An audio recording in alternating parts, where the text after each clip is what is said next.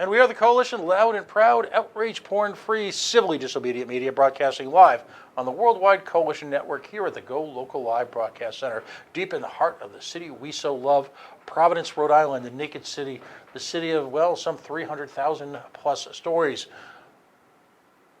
The conversation we're about to have, I believe, is one of the most important conversations we'll have this year on the Coalition.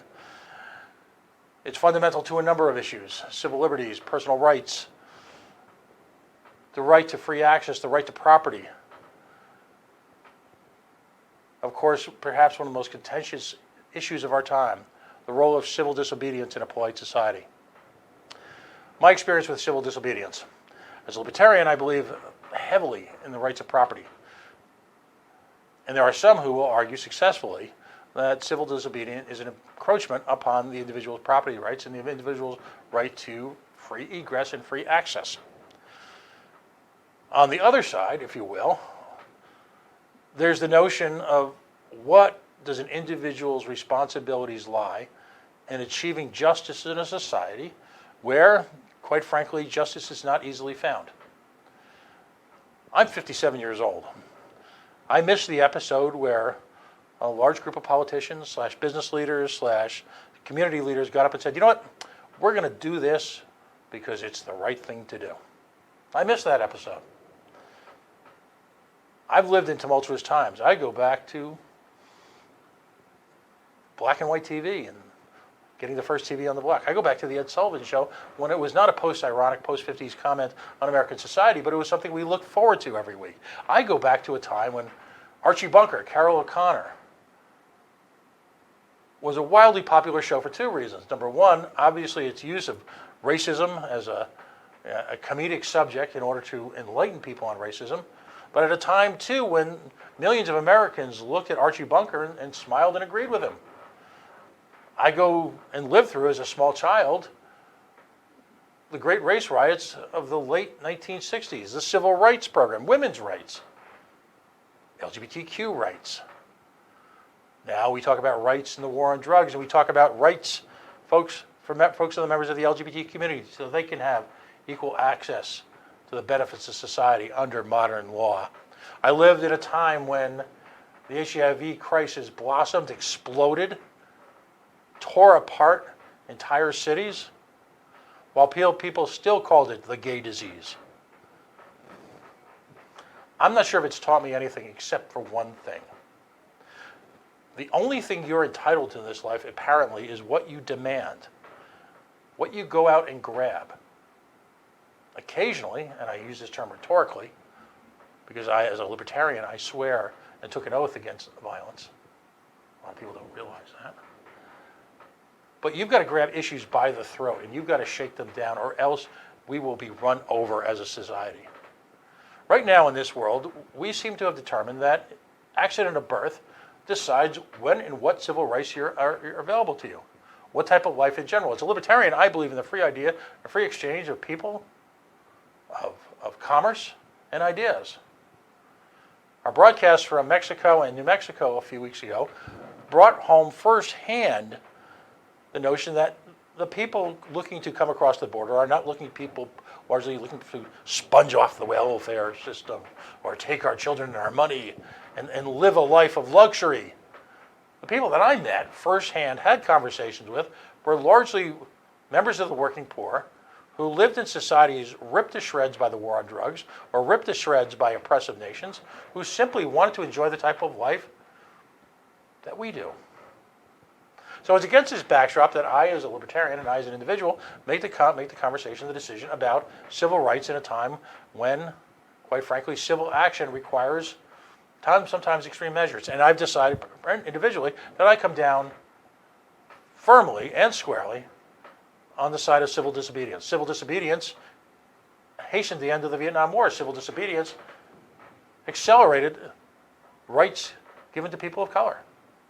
Without civil disobedience, quite frankly, I believe that some of those same actions would be going on. And it's a lack of civil disobedience that has allowed us to be mired in an endless war in Afghanistan and has allowed us to watch blindly Dancing with the Stars while people have walked across continents simply to gain access to the American dream, to work their way through the American dream. So it is in that spirit that I invited our guest, Phil Eden. He is a representative, I want to get this right, of Never Again Action. They've been in the news. I'm not so interested in, shall we say, rediscussing or rehashing some of the more controversial events.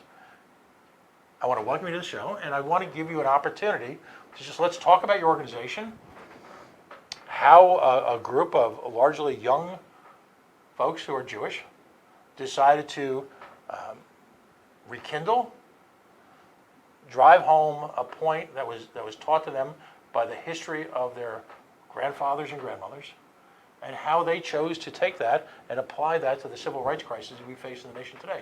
So thank you for coming on. Thanks, Pat. Thank you for having me. So it's a national organization. If you go to their website, and we posted that on the coalition homepage, and there's direct access to it. Your organization nationally has sponsored events across the nation aimed at, and perhaps, and so I want you to challenge me and explain this to me, obtaining civil rights for immigrants across the nation. Tell me more about your mission, though, and how it was conceived and brought to this point. Yeah, that's exactly right. So the first action happened in New Jersey, led mostly by folks out of New York City. I was not involved in those conversations.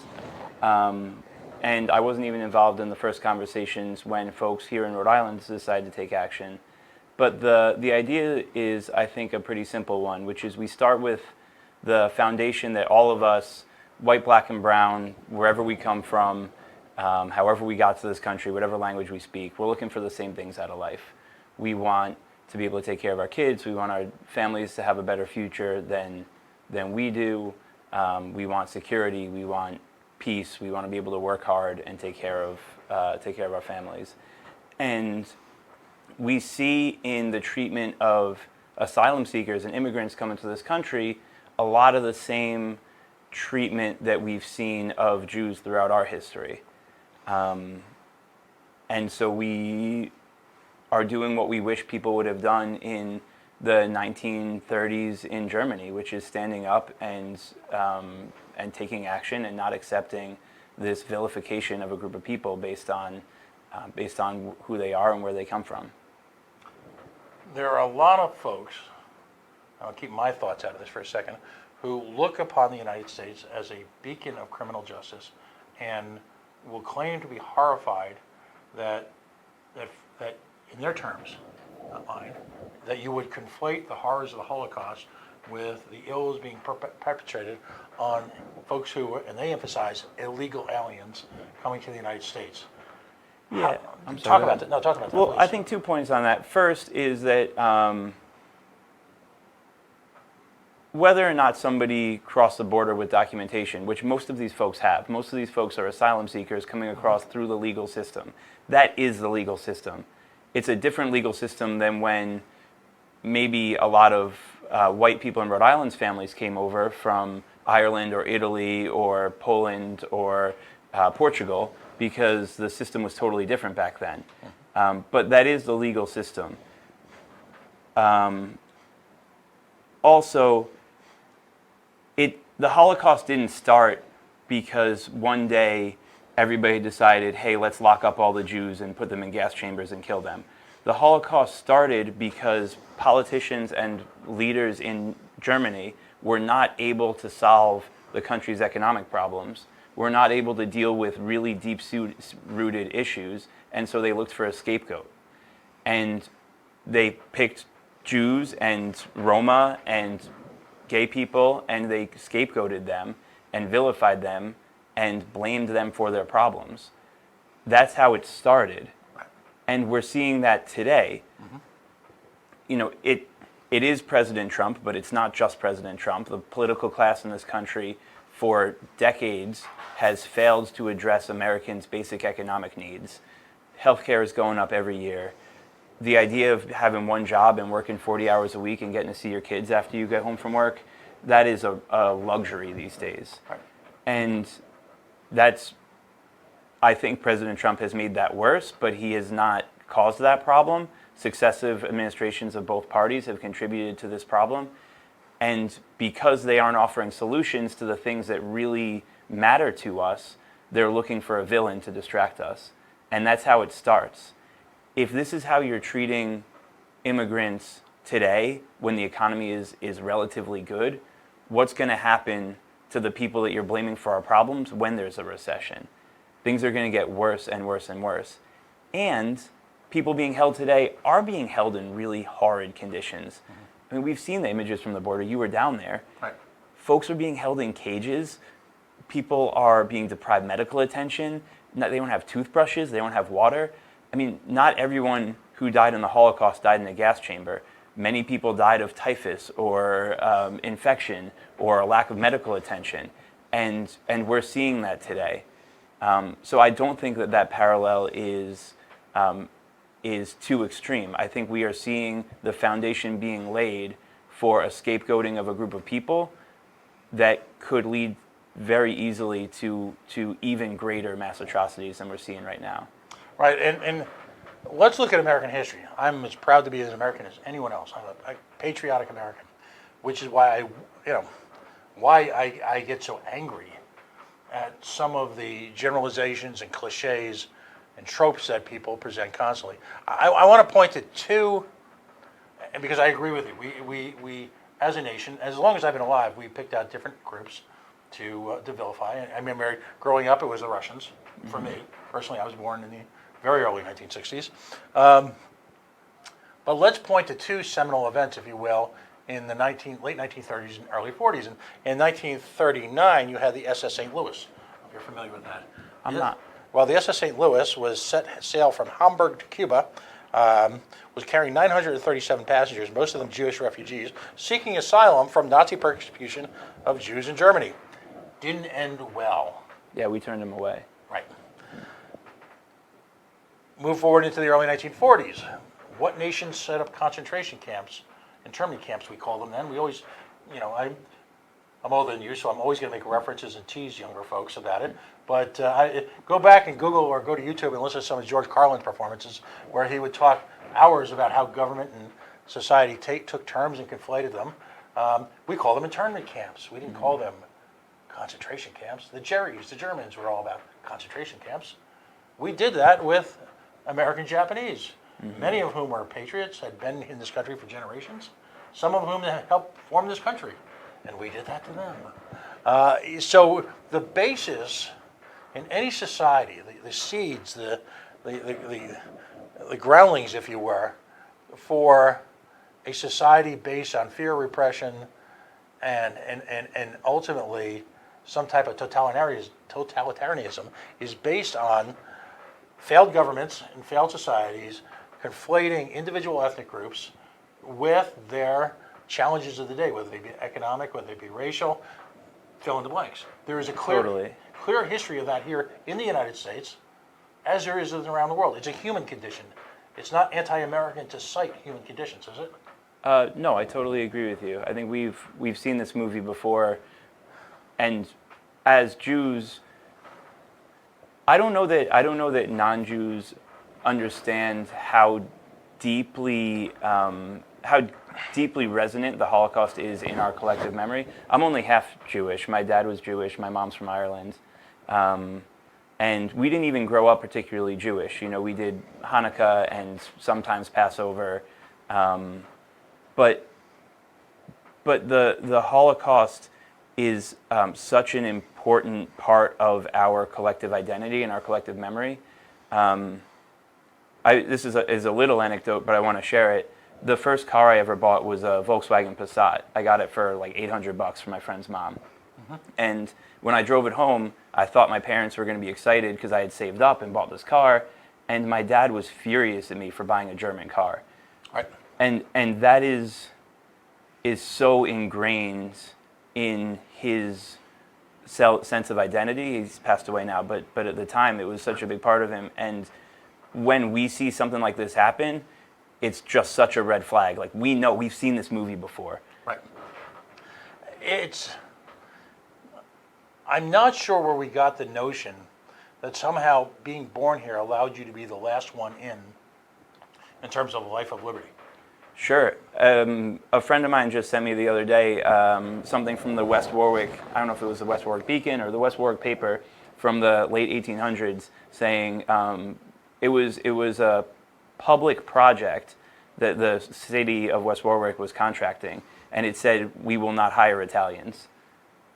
And I think that folks maybe forget that the Irish and the Italians and the Portuguese faced horrible discrimination when they came to this country. Right. And now that they're here and they're in the middle class, some folks maybe forget that history and want to kick the ladder out so other people can't climb up. There is I was listening to a Boston radio station a few months ago. It was ironic because a young woman was filling and hosting, and she had made her bones as a challenger to the Democratic nomination for the Massachusetts gubernatorial race a few years back, and she was an immigrants' rights attorney. And I hear her talking about, do you want your children's necks to get slashed? Do you want your children to be... What's the reality of crime amongst immigration? Is this some invading force that are here to take our children and take our society away at any level? No, absolutely not. I mean, from the statistics I've seen, areas with more immigration have lower crime than areas with lower immigration. It's folks who are coming here for the same reasons that most of our families came here. And I don't want to say that all of us, because there are people who were brought here in chains. There were people on this land before white colonization of it. But the majority of Rhode Islanders, at least, our families came here and were welcomed here. Roger Williams came here and was welcomed here. Roger Williams was a religious refugee fleeing from Massachusetts, and the Narragansett indigenous community welcomed him. Mm-hmm. And now we are not affording that same luxury on lands that really we stole from the indigenous folks. We're not welcoming people onto this land. It is beyond absurd. One of the most enduring stories told in American cinema and American literature is the story of the mother willing to traverse great lengths to put herself at risk physically to provide for the safety of her children, to literally give of herself, mm-hmm. perhaps her last dying gasp, her last dying effort to save her children. It's pervasive in our entire culture. Why then do you suppose that we as a culture would then, and I've heard this term used here in Rhode Island, it's irresponsible for a parent to take their child across Latin America into Central America to get to the United States? How can we be so hypocritical? Yeah, honestly, I don't think that there's much logic in it. I think it is a fear-based reaction to changing demographics. Mm-hmm. And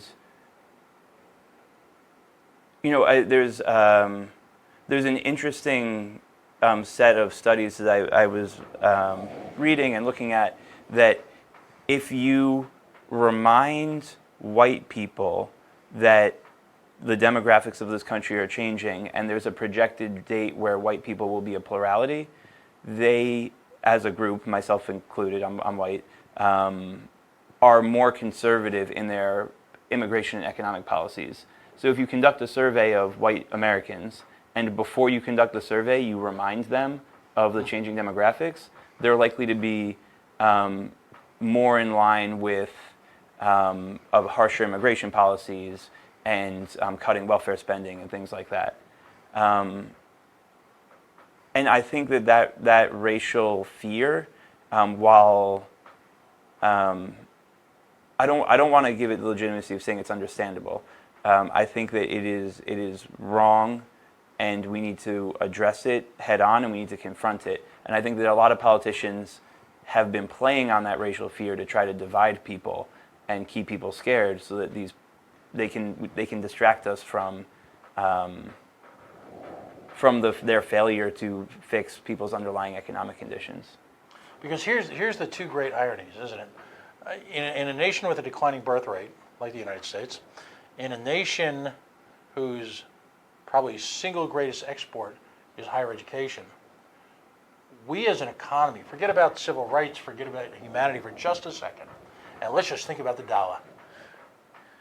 We as a nation stand to benefit exponentially from increasing the labor class and simultaneously increasing participation by academics from around the globe in our economy, in our innovation economy, as well as our university economy.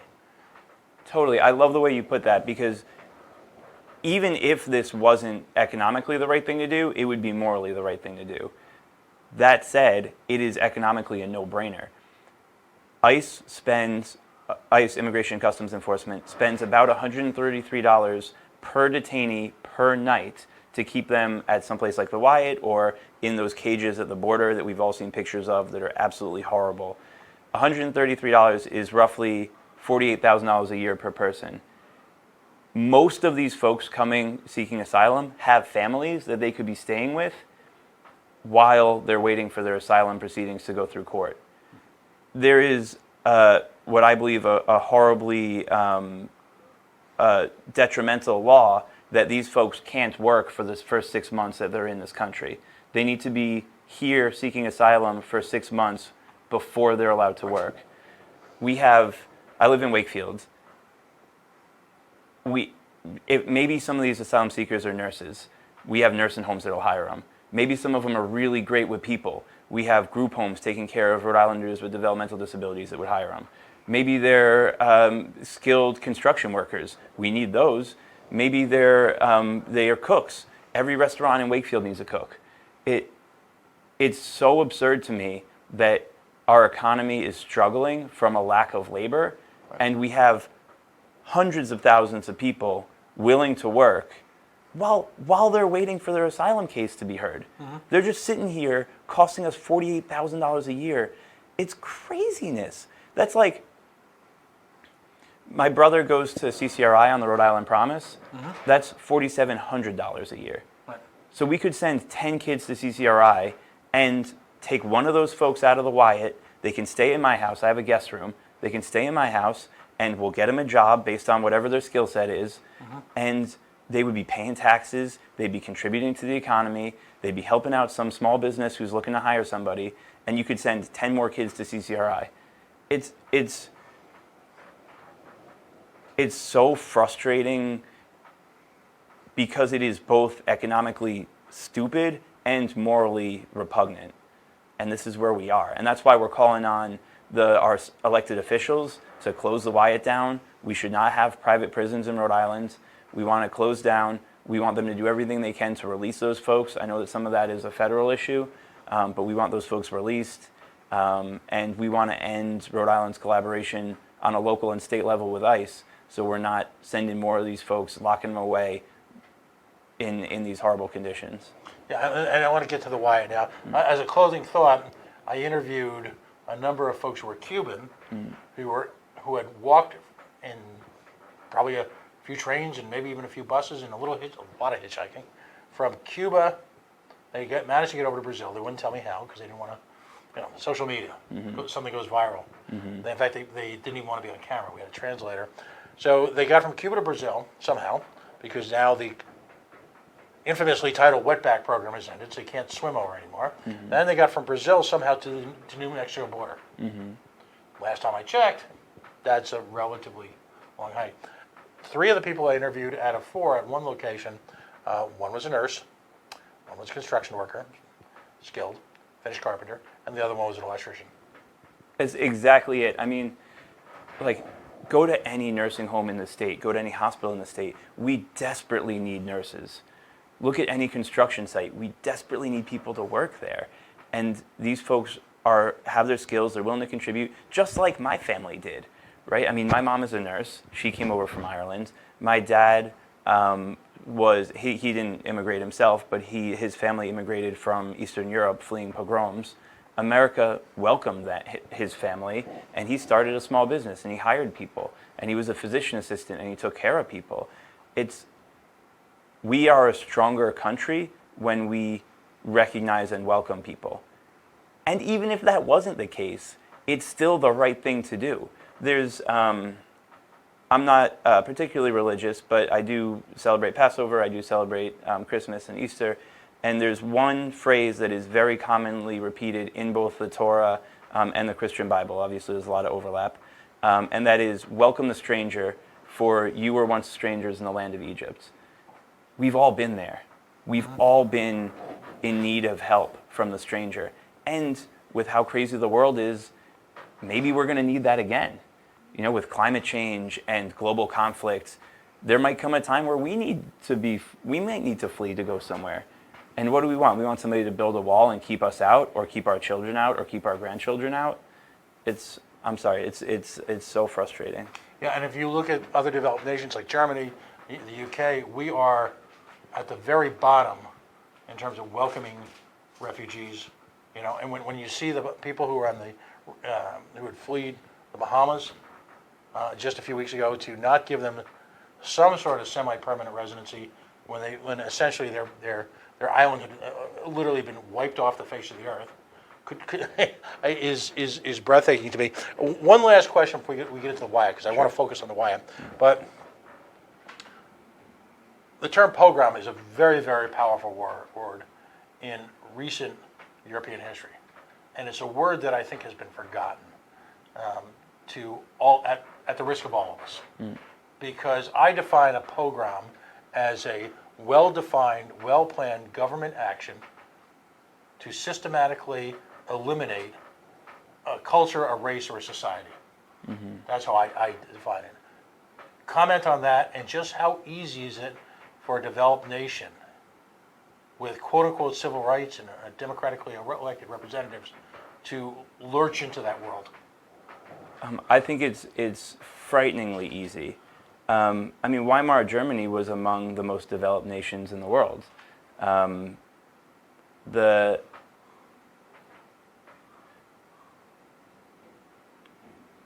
scapegoating of others is a movie we've seen repeated and repeated and repeated throughout history. And it's not just Hitler, and it's not just Slobodan Milosevic, and it's not just Saddam Hussein. These happen in developed countries, developed quote-unquote countries as well, high-income countries. And it's very easy to slip into that when most people feel like their kids are not going to have a better life than they do. When most people are starting to feel hopeless. And there's a lot of hopelessness going around right now. The economy's stagnant, wages are stagnant, maybe GDP growth is 2.5% or whatever, but most people aren't feeling that. Right, you and I aren't. And most people are working 2 jobs, they go to the doctor, and they can't even afford their medication. And when you're feeling hopeless, not to mention climate change, which is so scary, it's hard to even think about having kids. When most people are feeling that hopeless, it's really easy to look for a scapegoat. And we're really afraid of that, and that's why we're doing this. That's why we're standing up and saying that we're not going to let that happen here. Yeah, and I congratulate you for that, because it's when people of goodwill stand up and simply, first off, say no, and then secondly, take aggressive action. And I'll close out with, I had this opportunity to visit people in Deming, New Mexico, who in the shadow, and people I'm learning across the Texas border have done similar actions, in the shadow of these government, call it what you will, have set up private refugee centers, feeding, clothing the most challenged amongst us. If you're Christian, what is more Christ-like? If you're Jewish, what is more sympathetic than that? Brings us to the Donald W. Wyatt Detention Facility. A little bit of background. I'm old enough to remember when the bloody place was built. I have someone I admire a lot. He knows who he is. He's a professor of physics at the University of Rhode Island. He was the first person ever to use the term economic racism to me. The Wyatt, I think, is the earliest vision of economic racism that I saw in Rhode Island. And economic racism is when folks who know better go to a city, a community that is financially challenged. Central Falls is blossoming on its own finally now. Fits and starts.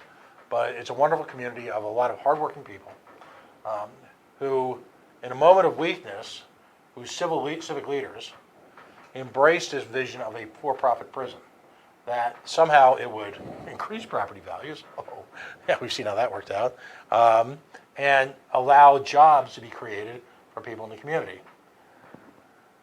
Flash forward how many years now, we've understood that now that the prison is terribly run. It was decertified by the federal government just a few years ago because of the treatment most exhaustively of an individual who had cancer. The wages that are paid are minimal.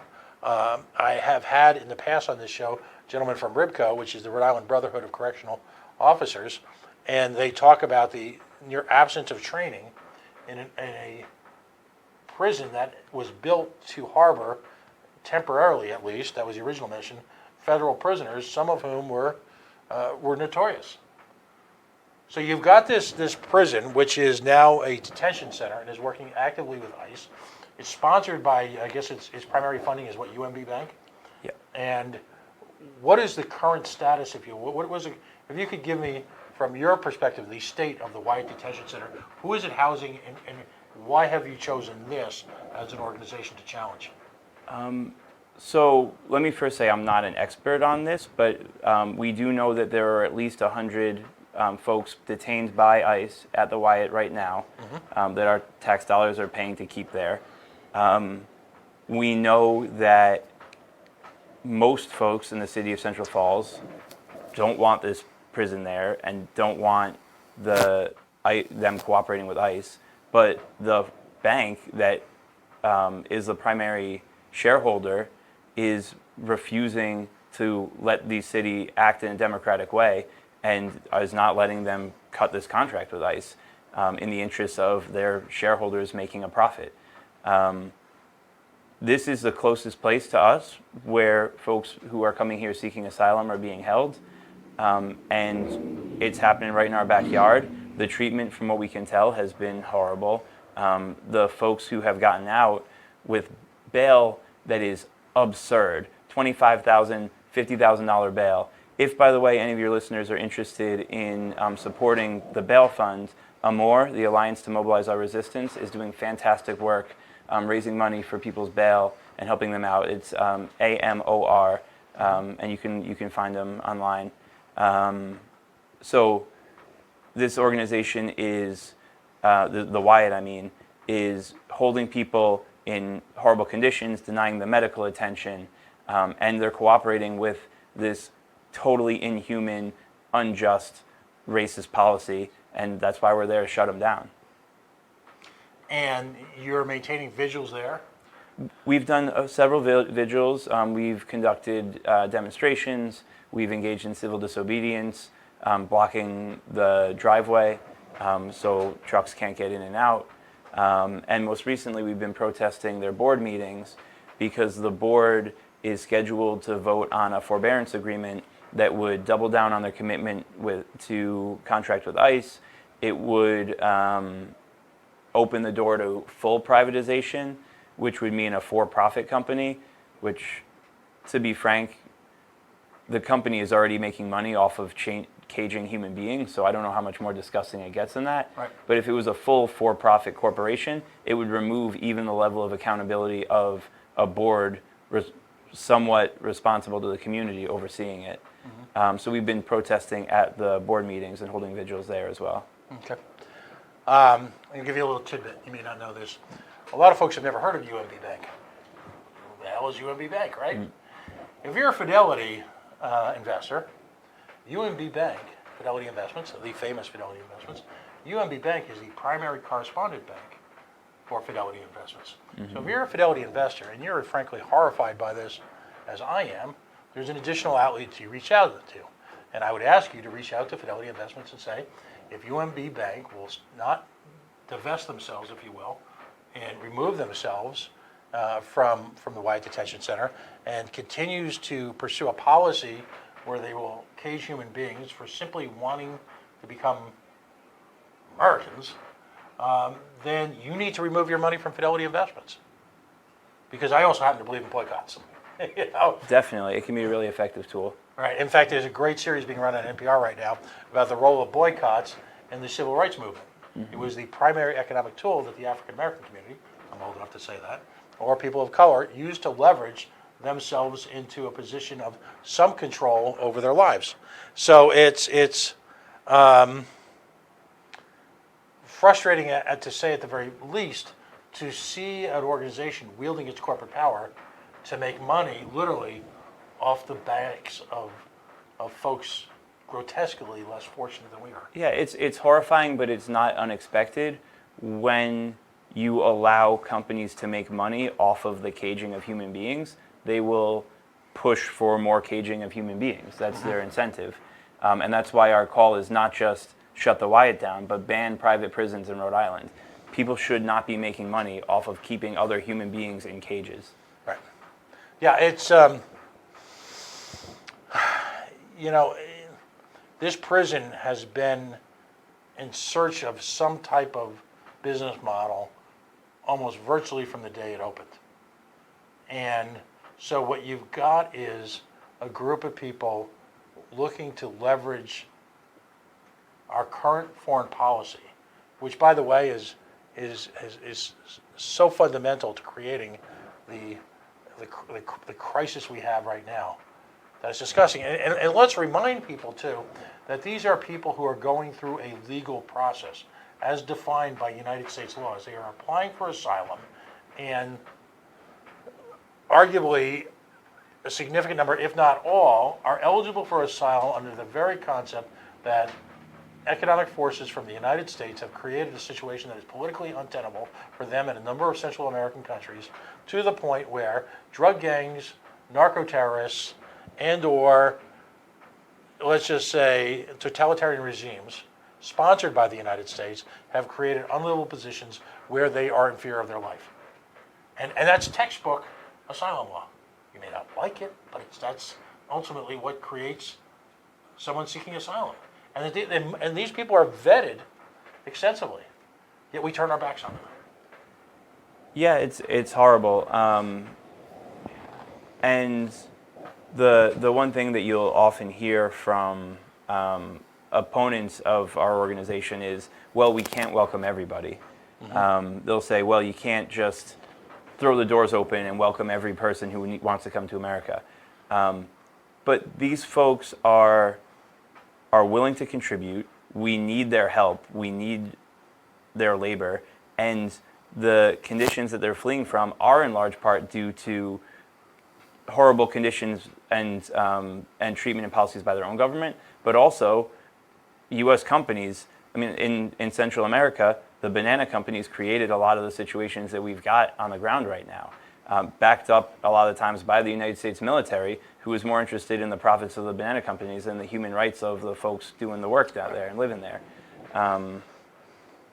So to just turn our backs on them now is not maybe surprising, but it is horrible, and we need to change that. We need to step up and do the right thing.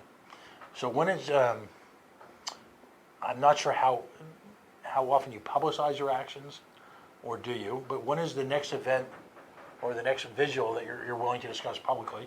We don't have anything planned right now, but we do have a Facebook group, Never Again Action Rhode Island, where we are discussing and kind of planning what's coming next. The board at the Wyatt has shown that either they are unwilling to do what's necessary, or due to the threat of lawsuits, unable to do what's necessary. And so our demand is really for Rhode Island's elected officials right now. Lots of states have done this. California, Iowa, Illinois, New York, Minnesota have all passed laws either banning private prisons or banning collaboration with ICE. And we're asking our elected officials, demanding our elected officials step up and do the right thing. So we're going to be maybe shifting focus to state reps, state senators, and our governor to make sure that they take this issue seriously and step up and really do the right thing and act like good Democrats on this one. There you go. Well, I applaud your commitment to it. Frankly, I'm impressed. Well, we appreciate it, and thank you so much for having me and for taking the time to talk to us. Yeah, and I want to stress that it's an open door to all of you.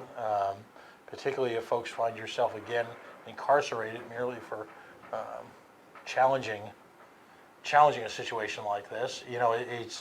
It's times like this when we look forward into, in the future, we'll look back on moments like this, and we will see on a variety of levels, whether it be the war on drugs or the war on immigrants, who had the strength to stand up. I think that that's a really good closing point, is that when these atrocities have gone on throughout history, most people have made the decision, and it's an understandable decision, to put their heads down and hope it all blows over and just kind of get on with their day and continue business as usual. It can't happen here. We can't let it happen. We got to stand up. So inviting everybody, stand up, come out to an action. We have all levels of participation. You don't have to get arrested if you don't want to, right? But we do need you with us. We need you to stand up, and we need you to call your elected official and tell them to close the Wyatt, ban private prisons in Rhode Island, end collaboration with ICE, and say that never again means never again. We're not letting this happen in Rhode Island. So, thank you so much. Thank you. Have a good one. We're going to take a quick break right now. Joining us in just a minute or two, we're going to have Kevin Broccoli. He is from the Epic Theater. And the performance that they've got coming up, in addition to a slate of what I found out to be very provocative, very entertaining theater, is perhaps, I think, a new moment, if you will, in, shall we say, in the political theater world. It's great stuff. We're going to take a very quick break now. We are the Coalition, loud and proud, outrage porn-free, civilly disobedient media, broadcasting live on the Worldwide Coalition Network here at the Go Local Live Broadcast Center. Facebook.com/The Coalition Radio, on the mighty Twitter at Coalition_radio, and of course, our home, the mothership, CoalitionRadio.us. We're enheartened by the number of folks who've taken time over the last couple of months since we started asking, begging, pleading, to follow us on social media. Social media is the mother's milk, if you will, of independent media.